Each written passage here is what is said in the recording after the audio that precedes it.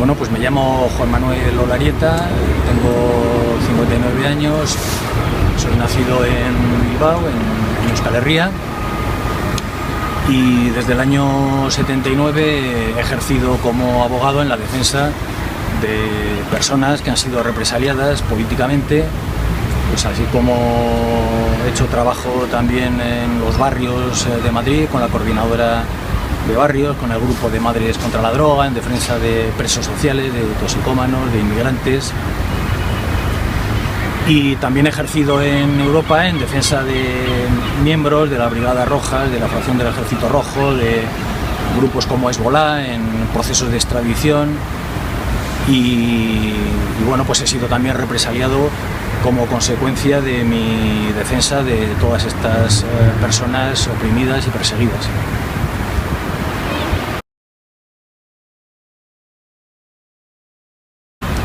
Bueno, pues el por qué nos detuvieron habría que preguntárselo al juez. La excusa es un supuesto delito de enaltecimiento del terrorismo como consecuencia de una charla que dimos en Llodio, en la cual expusimos nuestra opinión sobre la situación tanto a nivel general como en el País Vasco, que ellos interpretan como un llamamiento a que la gente tome las armas. Nosotros, por nuestra parte, o en lo que a mí concierne, yo lo que he puesto de manifiesto es que yo no llamo ni tengo que llamar a nadie, ni tengo que decir a nadie lo que tiene que hacer, ni en lo que se refiere a la lucha armada, ni siquiera en lo que se refiere a la lucha. Los que están llamando a la lucha y los que están llamando a la lucha armada son los explotadores, son los capitalistas, son los fascistas con su política represiva y antiobrera. Entonces yo lo que digo y lo que sostengo y lo que manifiesto es que si no hay un cambio fundamental en este país, la gente se va a levantar, va a luchar con todos los medios que tenga a su disposición. Pero no porque yo lo diga, ni porque ninguna sigla, ninguna organización, ningún partido lo diga, sino porque es una condición objetiva que se va a dar, que se está dando y que en el futuro va a ser todavía peor.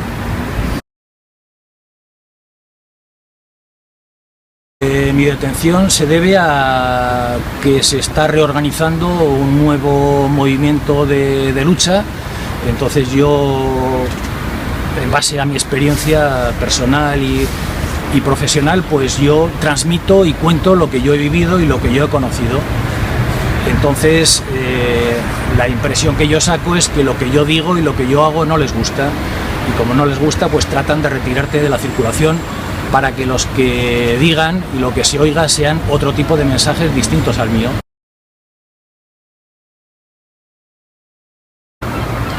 Bueno, pues la represión es una de las tareas y de los aparatos fundamentales del Estado. Al existir un régimen de explotación como es el régimen capitalista, la miseria de las masas, de los trabajadores y de la población en general es cada vez mayor, y el Estado no tiene otra posibilidad para contener ese movimiento que poner en primer lugar cada vez más, de una manera más abierta y más clara, pues la represión, lo que son las detenciones, lo que es la policía, lo que son los jueces, las restricciones de los derechos y la anulación completa de las conquistas de la clase trabajadora. Entonces, la represión tiene dos caras distintas. Tiene una cara abierta, que es esa, la de las detenciones, la de los procesos legales, y tiene otra cara encubierta, que es la persecución y la campaña sistemática de intimidación por parte de los aparatos represivos del Estado respecto a las organizaciones y a los colectivos sociales. Finalmente hay un tercer apartado, que es una prolongación del primero, pero de una manera encubierta, que es la actuación de las bandas fascistas. En la medida en que el movimiento revolucionario antifascista crezca, la actuación de las bandas fascistas, de los grupos fascistas, como se está viendo cada vez más, va a continuar también en aumento. Entonces, esas son las tres facetas fundamentales de la represión.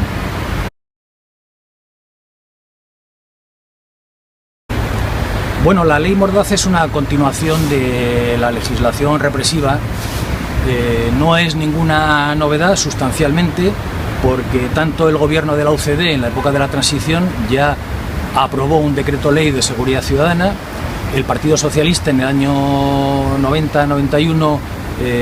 aprobó otra ley de seguridad ciudadana, que en aquel momento se llamó Ley Corcuera o Ley de la patada en la puerta, porque pretendían legalizar los registros domiciliarios sin autorización judicial. Esa ley era responsabilidad del Partido Socialista, como digo, y finalmente el Partido Popular también trata de introducir una nueva ley de seguridad ciudadana que ahora se llama Ley Mordaza y que, como su propio nombre indica, lo que trata no es solamente de mantener a la gente callada o de que no se oiga el mensaje de la gente, sino que trata de mantener a la gente sometida. Es decir, que la gente no se manifieste o que solo se manifieste por los cauces que ellos quieren establecer. Entonces, eso es, digamos, la antesala, porque ya no tienen la justificación de ninguna organización, es decir, está dirigido contra el propio movimiento, contra todos los colectivos y los grupos sociales, y van a tratar de acallar el máximo tiempo posible a todos esos grupos y colectivos. Bueno, es que no se puede, yo entiendo que no se puede digamos, dar un manual de cómo hacer frente a la represión, sobre todo si ese manual lo tratan de dar a aquellas personas que no saben lo que es la represión. Entonces, si los manuales van en la línea de decir y de hacer creer a la gente que los detenidos tienen unos derechos, que los ciudadanos tienen unos derechos, esos manuales son equivocados porque parten de un engaño. Para poder hacer frente a la represión hay que empezar a pensar que ni los ciudadanos ni los detenidos tienen derechos, y que además el problema de la represión y el problema de los manuales antirrepresivos es que tienen que tener un contenido político, no un contenido jurídico, y que no hagan caso a lo que digan los abogados.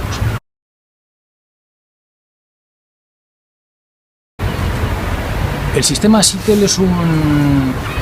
es una red de control de todas las comunicaciones digitales. Entonces, como toda medida represiva tiene dos caras. Tiene una cara que es a efectos de la persecución judicial, de crear o de iniciar un procedimiento y de tener grabaciones que lo puedan demostrar lo que la policía ya sabe, y tiene una segunda cara que es una cara oculta, que es el seguimiento de todas aquellas personas que se destacan en la tarea de la lucha por los intereses de la clase obrera y de los grupos y colectivos y movimientos sociales. Entonces, no es solamente un instrumento de escucha de conversaciones, no es solamente algo que vulnera la intimidad de las personas, sino que es algo que sirve también para el seguimiento y para el control del sitio y del momento en el cual cada persona está. Y no solamente de los mensajes, repito, sino también de la ubicación y de todas las fotografías. Todas las fotografías que se hacen están marcadas, están indicadas en qué sitio se hacen, a qué hora se hacen, con qué móvil se hacen, etcétera, etcétera. Entonces,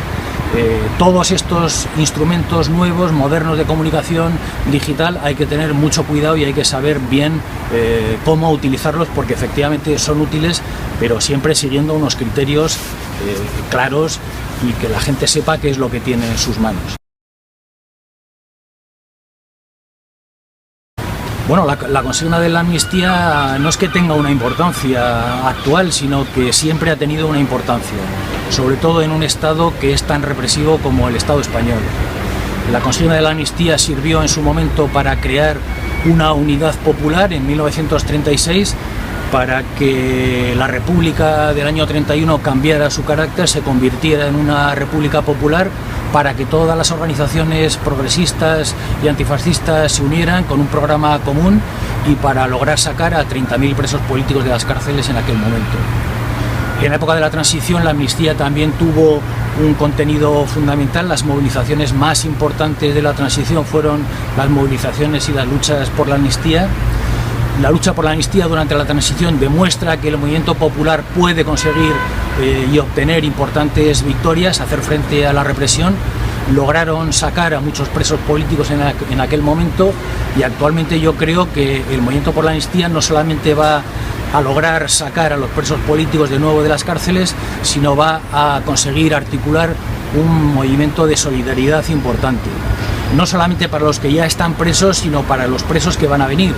y como esos presos que van a venir ya no son de una o de otra organización, no son de una u otra ideología, sino que van a pertenecer a todas las organizaciones y a todas las ideologías, el movimiento Pro Amnistía se va a poner otra vez en primer plano y el movimiento de solidaridad va a lograr otra vez unir a todo el movimiento antifascista en torno a una consigna fundamental que está directamente enfrentada